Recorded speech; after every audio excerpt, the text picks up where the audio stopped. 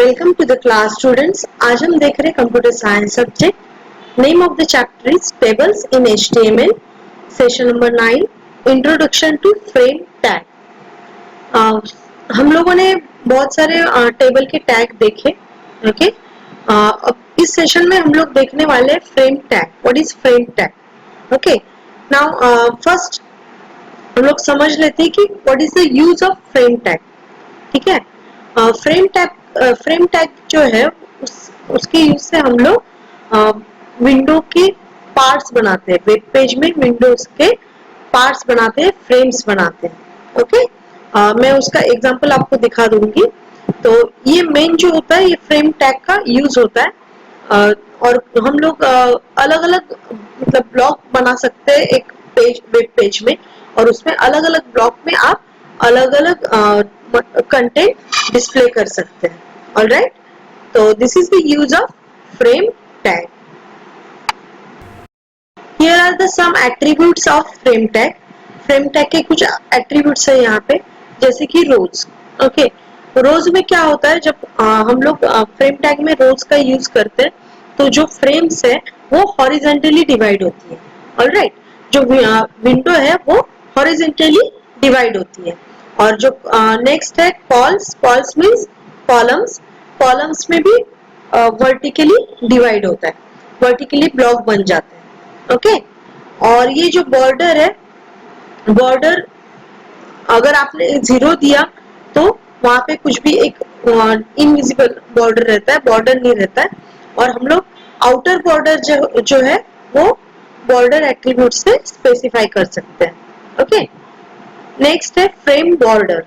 Frame border का ये जो है बॉर्डर है वो आउटर बॉर्डर है, और फ्रेम बॉर्डर जो है वो फ्रेम की बॉर्डर है। ओके, अलग अलग फ्रेम आपको समझ में आएंगे बॉर्डर देने से। नेक्स्ट बहुत इंपॉर्टेंट है सोर्स। SRC मतलब सोर्स।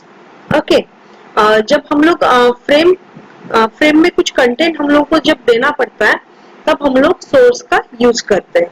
ऑलराइट, सोर्स का क्या यूज करते हैं कि हम लोगों ने अगर कोई HTML का पेज बना के रखा है तो वो पेज जो है वो इसमें वो वाला फ्रेम में डिस्प्ले होगा। ओके, तो SRC एट्रीब्यूट जो है उसके यूज से हम लोग वो पेज डिस्प्ले कर सकते हैं। और यहाँ पे SRC में आपको पेज का नाम देना पड़ेगा और उसका पाथ भी देना पड़ेगा। अगर आपको आपका वो जो पेज और ये जो फ्रेम की जो फाइल, HTML की फाइल एक ही जगह पे, एक ही लोकेशन पे अगर बन रही है तो there is no need to give the address of the file. Alright, next is no resize. No resize का क्या है? नो रिसाइज मतलब हम लोग देखेंगे जब हम लोग फ्रेम बनाएंगे तो we can adjust the frames manually. Okay, but जब नो रिसाइज में यहाँ पे यूज करूंगी तो वो फ्रेम्स जो है वो हम लोग रिसाइज नहीं कर सकते। जैसे अगर नो रिसाइज नहीं यूज करते तो फ्रेम में जो कंटेंट्स है वो अगर नहीं दिखते, नहीं डिस्प्ले हो रहे, तो हम लोग एडजस्ट करके उसका साइज बड़ा कर सकते हैं। लेकिन नो रिसाइज जब हम लोग यूज करते हैं तो अगर कंटेंट्स डिस्प्ले नहीं भी हो रहे तब भी हम लोग वो फ्रेम का साइज बढ़ा नहीं सकते। ऑलराइट, और नेक्स्ट है नेम। नेम जो होता है वो फ्रेम का जो नेम देने के लिए यूज किया जाता है। ओके, तो this are the attributes of frame tag. तो हम लोग अभी एग्जांपल देखेंगे। First I will open notepad plus plus। Okay, notepad plus plus का आज हम लोग यूज करेंगे।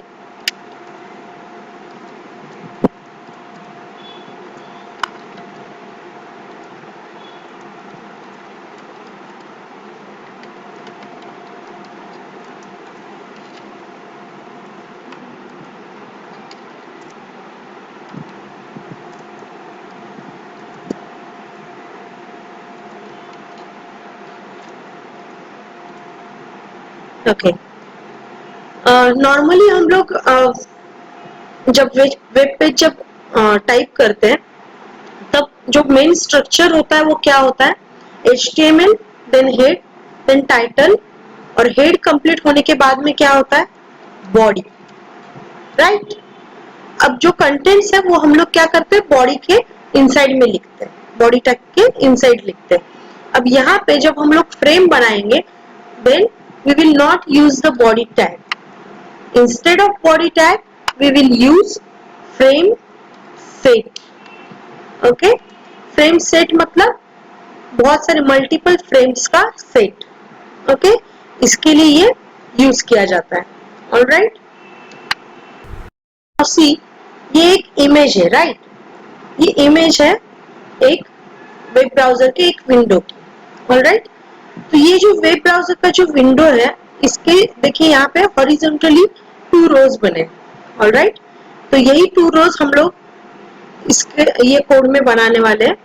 तो फ्रेम सेट क्या करेंगे, रोज इक्वल टू, यहाँ पे साइज देना पड़ेगा 50%, हम लोग परसेंट में भी दे सकते हैं या फिर पिक्सल में भी दे सकते हैं। Alright, done.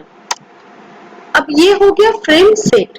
ओके, लेकिन फ्रेम सेट के अंदर में फिर हम लोगों को फ्रेम्स बनानी है। ओके, अगर हम लोग फ्रेम बनाएंगे नहीं तो फ्रेम क्रिएट भी नहीं होगा। सी,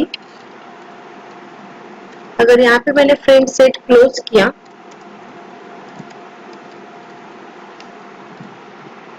I will save this one.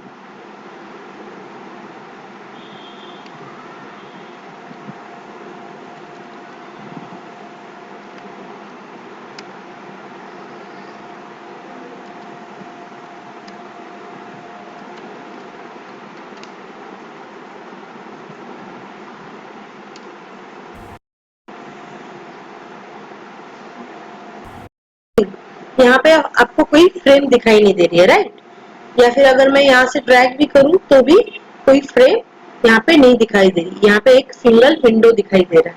Alright, तो हम लोग देखेंगे अभी फ्रेम को कैसे क्रिएट करते हैं।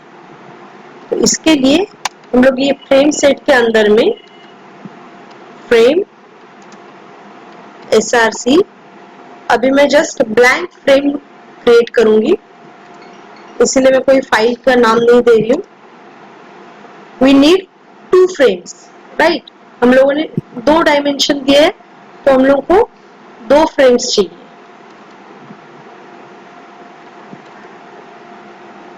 अगेन आई एम सेविंग, फिर से देखेंगे हम लोग ओपन। आफ्टर ओपनिंग हम लोगों को ये विंडो मिलेगी।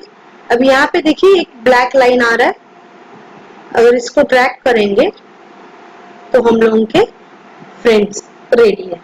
ओके, तो ये जो फ्रेम्स है ऐसे रोज ये करने से फ्रेम्स बन जाएंगे। Frame set, rows, 50%, 50%, then SRC और फ्रेम सेट। ऑलराइट, तो ये रोज एट्रीब्यूट देखा आपने, to make the frames horizontally, right, horizontally frames बनाने के लिए इसका यूज होता है। ऐसे करके हम लोग वर्टिकली भी रोज बना सकते हैं, वर्टिकली भी फ्रेम बना सकते हैं। जैसे इसमें कुछ चेंजेस करेंगे,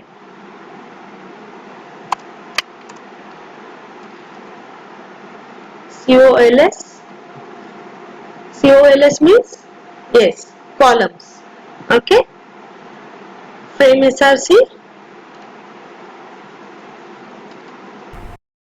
तो इसमें हम लोगों ने तब हॉरिजॉन्टली डिवाइड किया था फ्रेम को, विंडो को, और यहाँ पे हम लोगों ने कॉलम के हिसाब से वर्टिकली फ्रेम्स को डिवाइड किया हुआ है।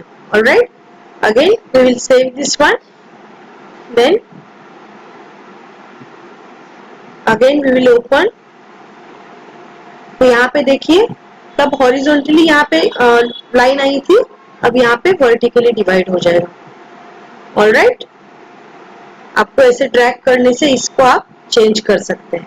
यही जो चेंज है, अगर आपको मतलब अलाउ नहीं करना है चेंज करने को, तो हम लोग तब नो रिसाइज यूज करते हैं, फ्रेम टैग के अंदर में नो रिसाइज यूज करते हैं। ऑलराइट,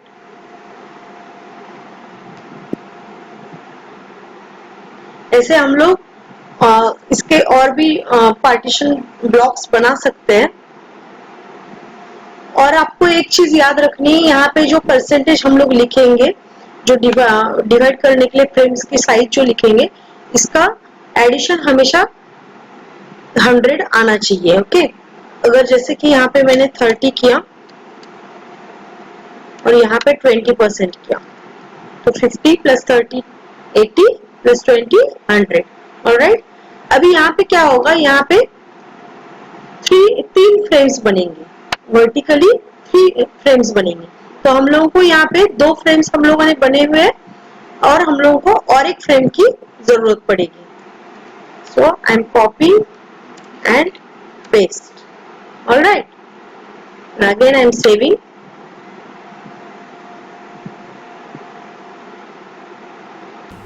को रिलोड करने के बाद में हम लोगों को ऐसे 3 फ्रेम मिल जाती है।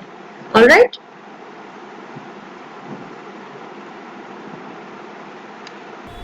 so what did we learn today? We have learned about creating the frames, okay, dividing the window in parts, okay। तो हम लोगों ने सीखा, फ्रेम के एट्रीब्यूट्स भी हम लोगों ने देखे, फिर फ्रेम को कैसे परसेंटेज में डिवाइड किया जा सकता है, परसेंटेज का सम हमेशा 100 आना चाहिए। ऑलराइट, कैसे ड्रैग करते हैं फ्रेम को देखा, हम लोगों ने देखा कि हॉरिजॉन्टली कैसे डिवाइड करते हैं विंडो को और वर्टिकली कैसे विंडो को डिवाइड करते हैं। Alright, thank you.